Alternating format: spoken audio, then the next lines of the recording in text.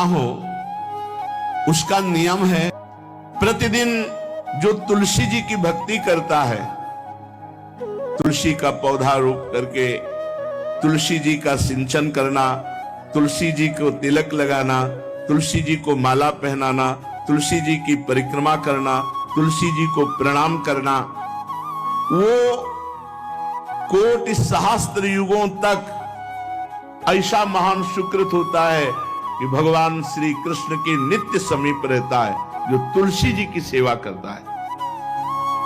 जब तक मनुष्य की लगाई हुई तुलसी की शाखा प्रशाखा, बीज, पुष्प, सुंदर दल से तुलसी जी सुशोभित होती है, तब तक हजारों कल्पों में श्री हरिधाम में रहते हुए उसका कभी पुण्य नष्ट नहीं होता। जैसे एक दिन 1000 कल्प, 2 दिन 2000 कल्प वो भगवान के नित्य धाम में महान सुकृत के बल से भगवत धाम में रहेगा, जो तुलसी जी का पक्का मान लीजिए। जब स्वयंसी में से तो तुलसी जी रोपण करके तुलसी जी का एक वन लगाया और रोज नवीन नवीन मंजरी तुलसी दल लेकर प्रभु के चरणों में, कहीं न कहीं तुलसी जी की कृपा हुई। वृंदावन, ये वृंदा अधिष्ठात्री देवी वृंदावन की है, इनकी कृपा के बिना हे चंद्रादने संपूर्ण पत्रों और पुष्पों को जो उतार करके सम्मान पूर्वक पहले प्रार्थना करनी चाहिए, हे वृंदा देवी, हे तुलसी जी, भगवान श्री हरि की पूजा के लिए या प्रियाजू की पूजा के लिए हम आपके कुछ मंजरी, कुछ दल लेकर के सेवा करना चाहते हैं, आप कृपा करके मुझे दीजिए, और फिर उतार दें। ऐसे नोचना नहीं, बहुत सम्मान से, बहुत प्यार से, तो तुलसी जी प्रसन्न होती हैं।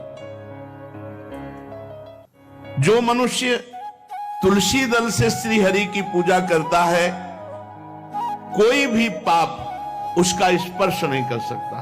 पूर्व में किया हुआ कोई भी पाप उसको दंड नहीं मिलेगा, जो तुलसी जी की आराधना नित्य करता है। अब इतना जल भी ना चढ़ा दे, मार पुण्य हो जाए और तुलसी जी अंतर ध्यान, अनुकूल जल, जैसे मान लो गमले पे हैं तो इतना बड़ा तांबे का रोज उससे अब भर के लोटा चढ़ा दोगे, 2-4 दिन में अंतर ध्यान हो जाएंगे तुलसी जी। बहुत विवेक से जरूरत है, मतलब भारी पुण्य होगा।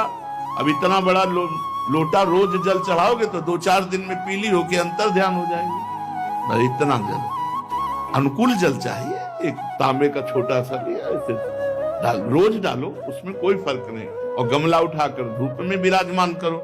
सेवा का मतलब क्या है? जो तुलसी जी को जल अर्पित करके तुलसी जी की सेवा करता है, हरि चिंतन करता, कभी कोई पाप उसका स्पर्श नहीं कर सकता। 100 भार सोना, 400 भार चांदी,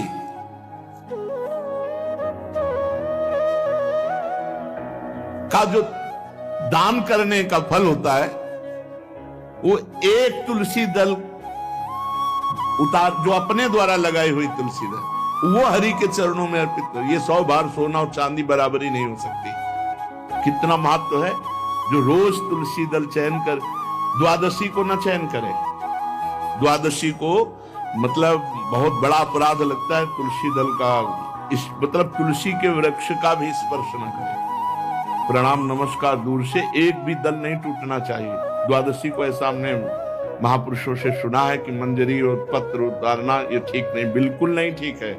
ब्रह्म हत्या का फल लगता है, अगर जो पाप लगता है अगर कोई द्वादशी को तुलसी चयन, बहुत सावधानी से।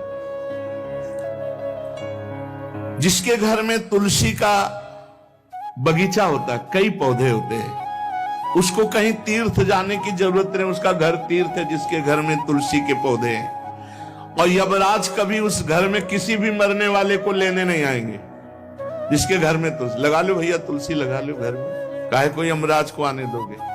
सबके घर में तुलसी। कितना सुंदर पहले था, घर में आंगन होते थे, आंगन में एक बहुत बड़ा, और फिर उसमें तुलसी जी, और फिर उसमें 2-4 नर्मदेश्वर और शालिग्राम ऐसे, और फिर घर का हर व्यक्ति जल चढ़ाना, प्रणाम करना, नमस्कार करना, चार पर कितनी पवित्र पद्धतियां हमारी थी।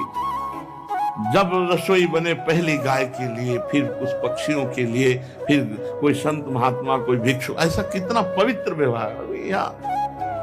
यहाँ जैसे हमने देखा है, ये रसोई बन रही ना, तो धुआं नहीं खत्म होने पाता, वो ही सब अपवित्र किए हुए हैं, राक्षसी बुद्धि आती चली जा रही। तुलसी जी, ये भागवती को वस्तु है। हमें लगता है बालकनी तो होती है, बढ़िया बालकनी में कैसा उठाने धरने वाला स्टैंड लोहे का रखो कि तुलसी जी को विराजमान कर दो। जिसके घर में तुलसी जी विराजमान होती, उसके घर में यमराज कभी नहीं जाते। जो तुलसी जी का सेवन करता है, उसकी सारी कामनाएं तुलसी जी पूर्ण कर देती हैं। तुलसी जी को लगाना, तुलसी जी का पालन करना, तुलसी जी को सिंचन करना, तुलसी जी का दर्शन करना, तुलसी जी का स्पर्श करना, मनुष्य के द्वारा जो मन, वाणी और शरीर से पाप हो गए, सबको तुलसी महारानी क्षमा कर देती है, दग्ध कर देती है। पुष्कर आदि तीर्थ, गंगा आदि परम पावन नदियां,